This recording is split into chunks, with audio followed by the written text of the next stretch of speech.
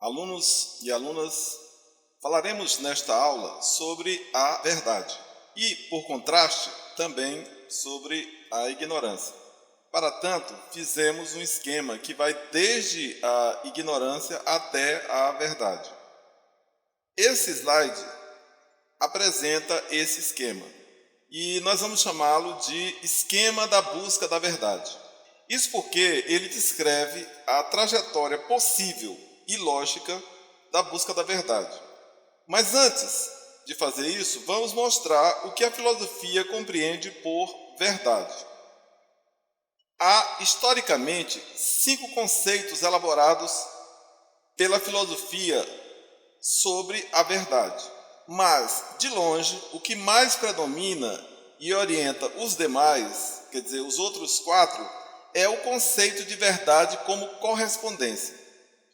Ele é pressuposto por muitas das escolas pré-socráticas e foi formulado explicitamente pela primeira vez por Platão, pelo filósofo Platão, com a definição do discurso verdadeiro que dá em seu livro Crátigo, que diz, abre aspas, verdadeiro é o discurso que diz as coisas como são, e falso é aquele que diz as coisas como não são, fecha aspas.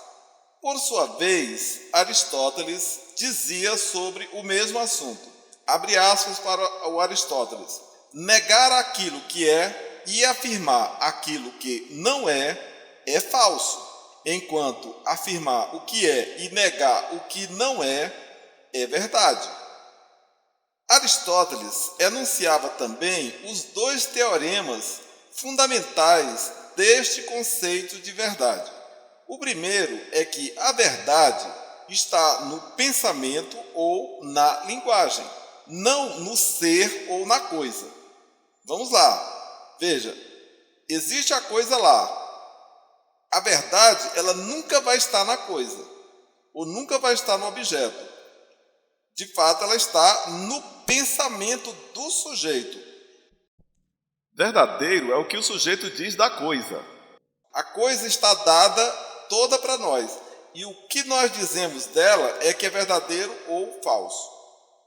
O segundo é que a medida da verdade é o ser, ou a coisa, não o pensamento ou o discurso. De modo que uma coisa não é branca porque se afirma com verdade que é assim, mas se afirma com verdade que é assim porque ela é branca. Então, acho que deu para compreender. Veja que para o Aristóteles, a referência é a coisa. Ela se dá por inteiro, então cabe a nós observá-la e dizer aquilo que ela é ou aquilo que ela não é. Então, quando você diz o que ela é e isso corresponde à coisa, então é verdadeiro. Quando não corresponde, é falso. Este conceito de verdade pode ser ilustrado da seguinte maneira. Dada a realidade como sendo o todo, temos que ela pode ser compreendida como tendo 2 campos distintos, mas que são correlativos e contínuos. Um campo é o da linguagem ou do discurso, que é de natureza subjetiva. O outro campo é o do ser, ou da coisa, que é de natureza objetiva. Ora, manifestada a coisa, produz-se em nosso pensamento uma ideia dessa mesma coisa. E a verdade deve ser a correspondência entre essa ideia e a própria coisa. Tal é o esquema da verdade como correspondência. Se o alcançamos, ou seja, se alcançamos a correspondência de 1 para 1 entre a ideia e a coisa, estamos de posse da verdade em nosso pensamento e dispomos do poder de dizê-la em nosso discurso. Porém, se ainda não o alcançamos, então estamos em alguma situação característica da ignorância. Antes de prosseguir na explicação, temos de fazer um esclarecimento sobre como é estruturado o pensamento humano capaz de conceber e dizer a ideia que servirá de correspondência para um ser ou uma coisa. Aristóteles dizia que temos 5 sentidos externos e 5 sentidos internos. Os 5 sentidos externos, que são visão, audição, tato, olfato e paladar, são aqueles responsáveis por capturar a imagem da coisa. Os 5 sentidos internos, que são intelecto, vontade, sentimento, imaginação e memória, são aqueles responsáveis por filtrar e traduzir a imagem capturada em uma ideia propriamente humana. Desses 5 sentidos internos, aqueles que atuam de modo mais decisivo na filtração e tradução da imagem em ideia são o intelecto, a vontade e o sentimento. De tal maneira que esses sentidos, que também são chamados de faculdades ou capacidades, atuam de modo articulado e simultâneo.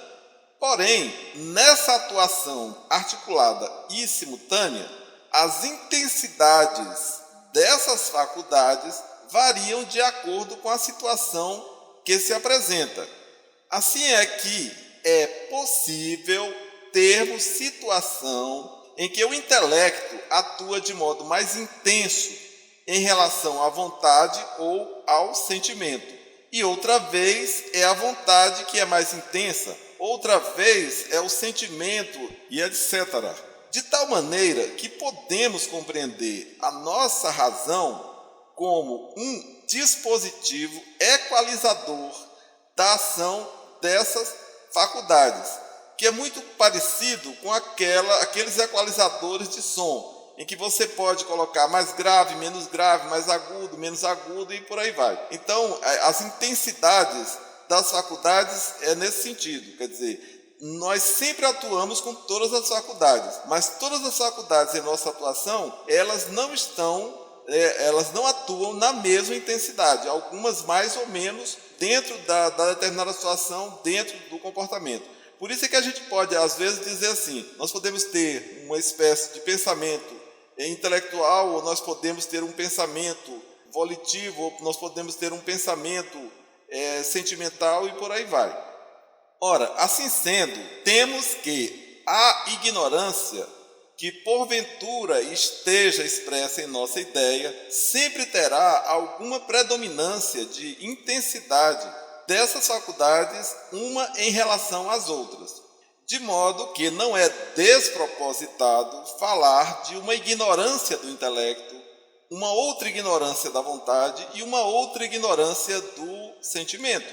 No limite, deve-se compreender que, para obtermos a correspondência de um para um entre a ideia e a coisa, pressupõe-se que haja uma equalização em intensidade máxima entre essas faculdades, pois se pelo menos alguma delas estiver atuando com intensidade insuficiente, seja como for, estaremos em uma situação característica da ignorância, ou seja, estaremos envolvidos em alguma forma de incerteza. Retornando agora ao esquema da busca da verdade, vemos que o ponto zero dessa busca é a ignorância da ignorância, dado que esse é o estado subjetivo de inconsciência da ignorância. Esse estado de ignorância da ignorância, ele ocorre em 2 situações. A primeira é óbvia. é quando temos uma indisponibilidade do uso da linguagem em todos os níveis, tanto fisiológicos como psicológicos. A segunda é quando ocorre um bloqueio ou atrofia dessas faculdades por uma operação de um agente exterior capaz de tomá-las e dirigi-las a partir de fora, sem que o sujeito se dê conta desse fato. Veremos isso mais à frente.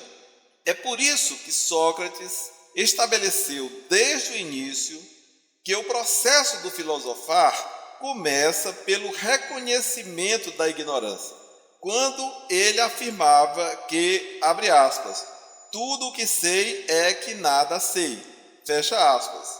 O reconhecimento da ignorância é a própria tomada de consciência da ignorância, sem a qual torna-se impossível entrarmos para o caminho da busca da verdade. De posse da tomada de consciência da ignorância, tornamo-nos aptos para empreendermos o caminho para a busca da verdade, o qual, de modo mais simples e resumido, que não é nada mais, nada menos que a busca de uma saída ou anulação das nossas diversas e variadas formas de ignorância.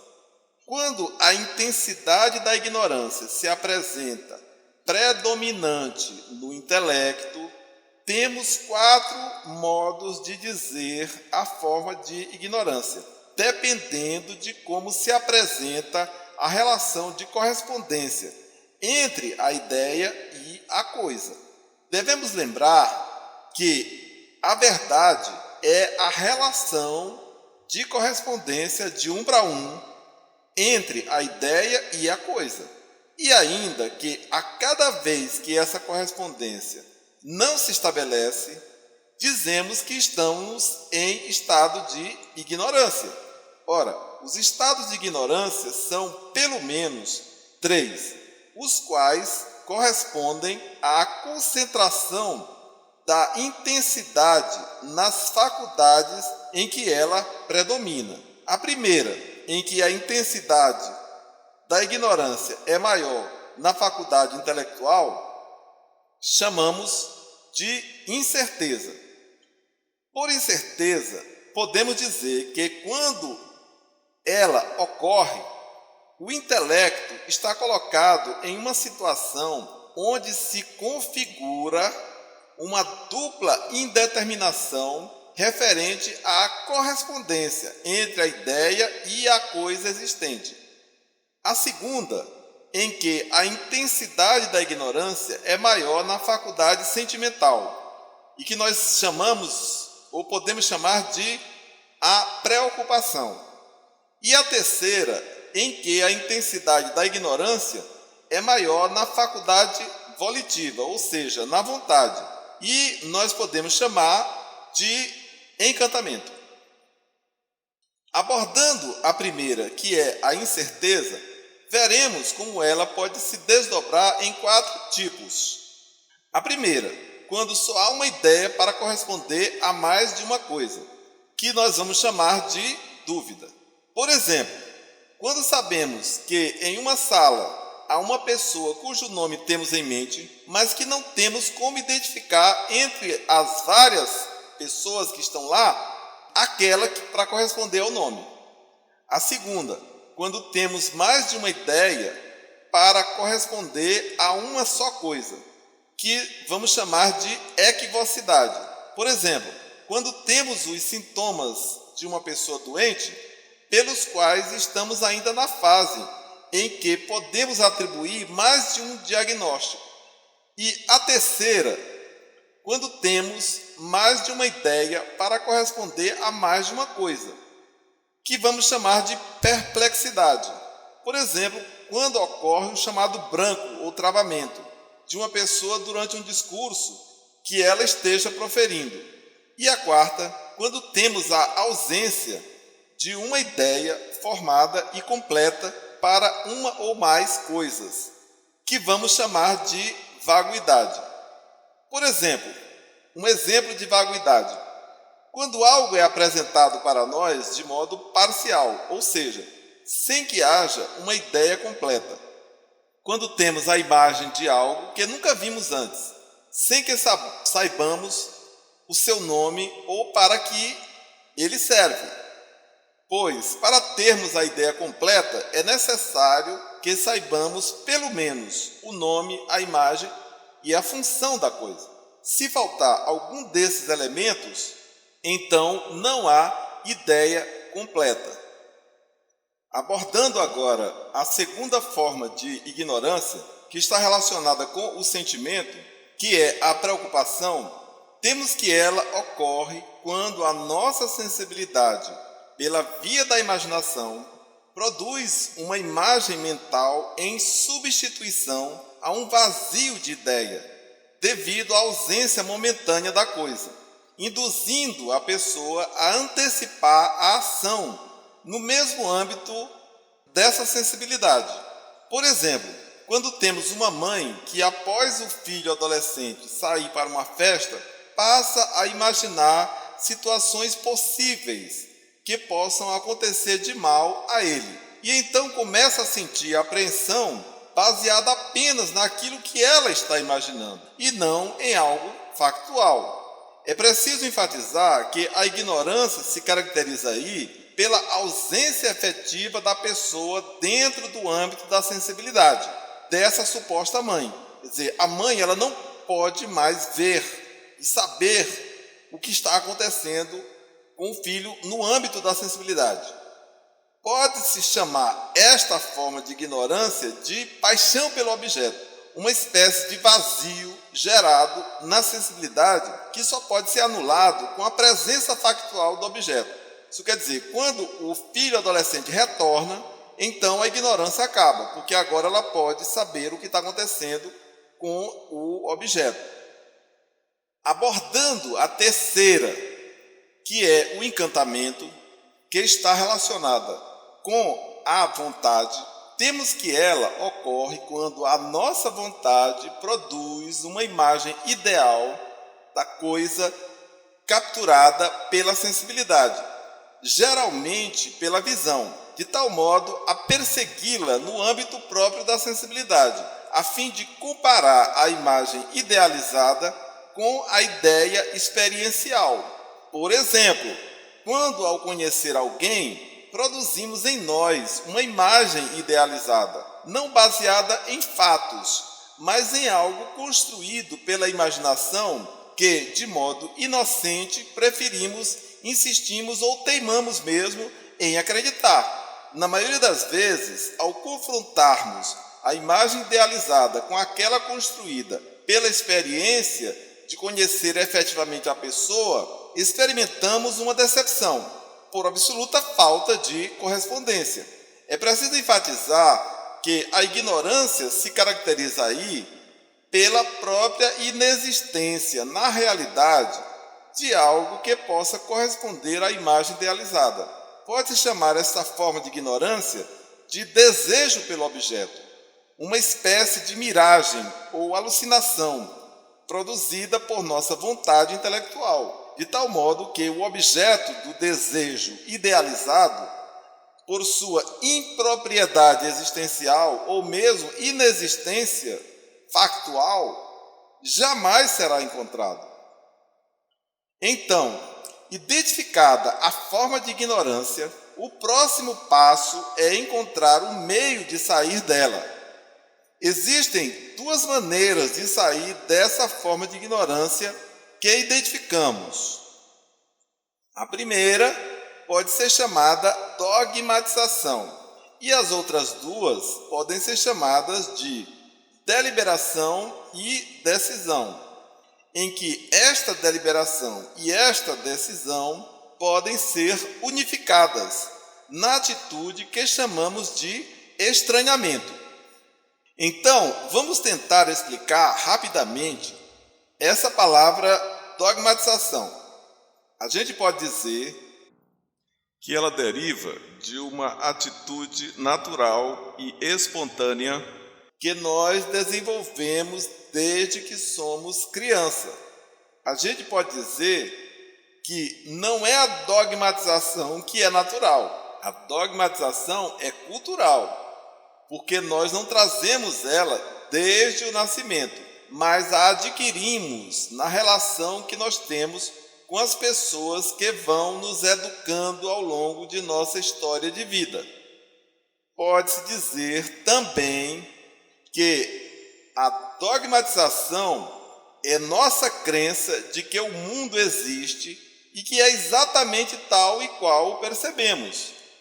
Nesse sentido, a realidade natural, social, política e cultural forma uma espécie de quadro e é colocada diante e em torno de nós. E é exatamente no interior desse quadro que nos encontramos ou nos instalamos e passamos a existir dentro dele. Isso quer dizer que esse quadro funciona como se fosse um substituto da realidade para nós. É como se projetássemos as coisas que então estamos vendo ou vivenciando. Por exemplo, no que se refere a nossos valores morais, podemos dizer que quando nos relacionamos com algo, temos a tendência de defini-lo como bom ou mal para nós.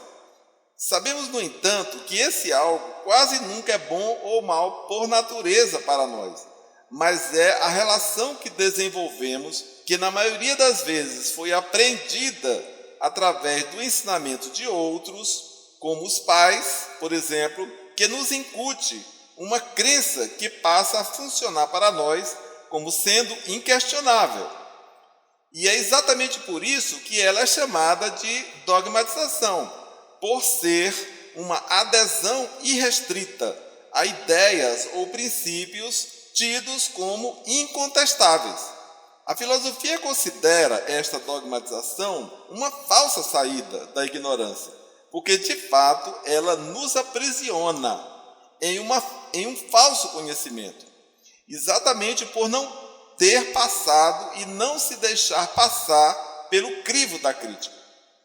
A atitude dogmática é conservadora e reacionária, exatamente porque ela se protege contra novidades, contra o inesperado, contra o desconhecido e tudo o que possa desequilibrar as crenças e opiniões incontestáveis, que, enquanto se mostrarem válidas para nós, acabam por se transformarem em ideias preconcebidas, que impedem o contato com tudo aquilo que a menor suspeita possa ameaçá-la.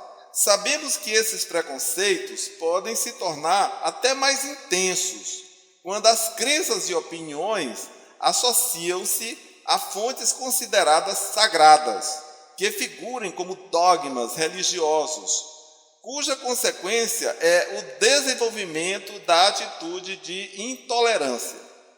Sabemos o que resulta historicamente da intolerância, especialmente a intolerância religiosa ou política. Ela é especialmente nociva para todo aquele que ousa enfrentar tais preconceitos com argumentos racionais, de ordem filosófica ou científica.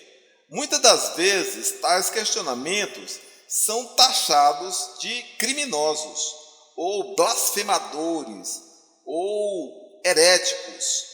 E nós já vimos isso ao longo da história acontecer muitíssimas vezes. O próprio Sócrates, que é o patrono da filosofia, perdeu a sua vida por causa desse tipo de intolerância. Por outro lado, existem as saídas da ignorância que, filosoficamente ou cientificamente, são consideradas positivas, por não interromper o processo da busca da verdade. De modo global, essa saída da ignorância é chamada de estranhamento. Em filosofia, estranhamento é uma desautomatização, uma fuga do habitual, uma atitude de procurar perceber tudo como se fosse a primeira vez, e exatamente por isso abrir espaço para alguma novidade conceitual. Estranhar ainda resulta de um esquecimento voluntário ou não de tudo que sabemos sobre uma determinada coisa ou situação, cujo resultado traz de volta a situação de estar vendo a coisa ou situação pela primeira vez. Como consequência, o que se espera para nós é uma perspectiva aberta, sem preconceitos ou sem prejuízos, em relação a essa coisa ou situação. E esse estranhamento, por sua vez, se desdobra ou pode se desdobrar em duas subatitudes: a deliberação e a decisão. A deliberação é o processo de resolução de um problema ou de planejamento de uma atitude baseado no passado. Um bom exemplo para dar sobre a deliberação é quando se está em uma assembleia, em que se tem um determinado problema, que é apresentado por um determinado grupo ou comunidade, e ali mesmo tem-se que apresentar propostas de resolução para esse problema. Para tanto, passa-se a analisar, por exemplo, fatos ou situações semelhantes que contenham aquele problema em questão. A pandemia da Covid-19 é típica para esse caso. Sabemos que os primeiros casos relatados oficialmente são da China. Então, os chineses foram os primeiros a enfrentar a pandemia. Naquele momento, pouco se sabia dos sintomas, dos remédios que poderiam combatê-lo, inclusive do próprio agente infeccioso. Naquele momento, tudo era carregado de novidade. Enquanto isso, os outros países ficaram como que observando como a China se comportava ou reagia a esse problema. Logo que a pandemia chegou também no país de quem até então só assistia, certamente não se ia ali partir do zero, mas de certa maneira já se tinha alguns elementos, alguns protocolos elaborados e testados pelos chineses de enfrentamento e combate ao vírus e à infecção. Dessa forma, a deliberação sobre o que fazer diante daquele problema passou a levar em consideração essas experiências passadas, como também as experiências concomitantes de outros países que estavam sendo afetados simultaneamente. Então, é exatamente a partir dessa análise do passado que se delibera em relação ao que fazer a partir da apresentação de um problema. Notar aqui que se há um fato ou situação que é dado como problema, é porque certamente uma forma de ignorância está presente ali. Quer dizer, não se sabe ainda o que fazer. Já a decisão traz uma diferença em relação à deliberação, porque ela é uma determinação que implica uma mudança diferencial de atitude em relação ao presente. Isso porque a decisão é uma atitude em que aquilo que você vai fazer está relacionada com o futuro. De fato, a decisão, considerada em si mesma, representa um rompimento com o passado. Vou dar um exemplo extremo para caracterizar uma decisão. Supondo que os seres humanos estabeleceram o projeto de colonizar o planeta Marte. Para tanto, quando você toma uma decisão como essa, torna-se muito complicado partir para analisar situações passadas que possam se assemelhar a todo o aparato e preparação necessários para a realização desse projeto. Até então, não se teve uma experiência parecida com a colonização a um planeta, cujas condições são muito diferentes das do planeta Terra. Por isso que, ao descartar as experiências passadas, tudo o que resta é preencher esse vazio com descrições ou narrativas imaginárias, tais como as que são apresentadas em filmes de ficção científica. Ou seja, tomada a decisão, devemos nos preparar para tudo aquilo que possivelmente esteja envolvido com o que foi decidido, tais como ensaios e simulações. Vamos concluir agora que essas duas subatitudes de estranhamento, a deliberação e a decisão, não devem ser entendidas como estanques, como isoladas e inteiramente distintas. Não. A deliberação pode ser concomitante e correlativa com a decisão.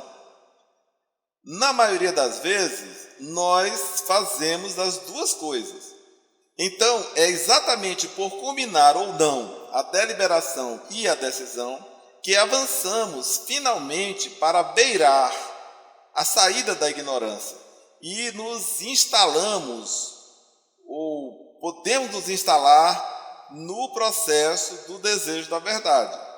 Mas então, quando já temos praticamente nos livrado dos preconceitos, por termos estabelecido uma certa ciência deles, surge algo que é até mais poderoso que esses, que são os obstáculos ou as dificuldades para a busca da verdade. Ou seja, é aqui que experienciamos que há quase que um abismo entre o desejo da verdade e a conquista da verdade. São dificuldades inarredáveis, porque não podemos simplesmente descartá-las. Elas se impõem a tudo e a todos. E são 3 ordens de dificuldades que se nos apresentam e atravessam todas as dimensões existenciais de todo e qualquer ser humano. Podemos chamá-las de 1. Excesso de informações. 2. A propaganda. E 3. A impropriedade da representação. Da mesma forma que a ignorância, também essas dificuldades estão relacionadas com a intensidade das faculdades, intelecto, vontade e sentimento. Cada uma das dificuldades é uma forma de repressão para uma faculdade. O excesso de informações se apresenta como uma repressão para o intelecto. A própria ideia de excesso assinala uma certa incapacidade virtual do intelecto para dar conta de processar a quantidade de informações que se apresenta como soluções possíveis e prováveis para determinados problemas. Como separar o que é válido ou inválido para a abordagem de um problema, quando as próprias fontes dessas informações procuram desesperadamente se apresentar como qualificadas para a resolução daqueles problemas? Se as propostas de solução são díspares, como escolher um dos lados ou encontrar uma conciliação para tais disparidades? Nessas perguntas estão já explícitas a dificuldade. A propaganda se apresenta como uma repressão da sensibilidade. Isso porque o principal objetivo da propaganda é substituir a ação do intelecto pela ação do sentimento. Na propaganda, eu te ofereço um prazer capaz de interromper a ação do intelecto na tomada de decisão. Reparem na insistência da aparição de belas mulheres, por exemplo, na apresentação das propagandas de carros luxuosos. Isso quer dizer o quê? Que a pessoa, ao invés de observar o carro, o custo, a qualidade técnica e por aí vai, ele vai olhar, no caso, a mulher que, teoricamente, seria um objeto de prazer. A terceira forma é a impropriedade da representação, que atua reprimindo a vontade, atua na repressão da vontade. Por esta palavra impropriedade, devemos entender que a decisão é transferida para quem não é de direito. Por representação, devemos entender toda aquela situação em que o agente está de fato ou se coloca como incapaz de exercer o controle ou o domínio das decisões. Por exemplo, quando um político se coloca para você como o seu representante, de tal modo que resta para você apenas votar nele e depois esperar que as promessas dele sejam ou não cumpridas, ou quando um médico lhe informa o seu diagnóstico e o remédio para a solução do seu problema de saúde. O que você pode fazer? Você não estudou para compreender aquele problema de saúde em que você está envolvido. Pouco resta a fazer se não seguir a receita do médico. Só após seguir a prescrição do médico é que se vai saber se aquilo é ou não uma solução para o problema. Os padres e pastores, por sua vez, se colocam como representantes da salvação de sua alma. Como saber? Pode-se dizer que a humanidade até agora não conseguiu superar essas 3 dificuldades e nada nos oferece qualquer indicação de que isso irá se dar em breve ou a médio prazo. Pode-se dizer também que a filosofia e a ciência existem exatamente para nos dizer para jamais desistirmos de continuar buscando a verdade. Por isso, essa aula, pode-se dizer, nunca vai acabar.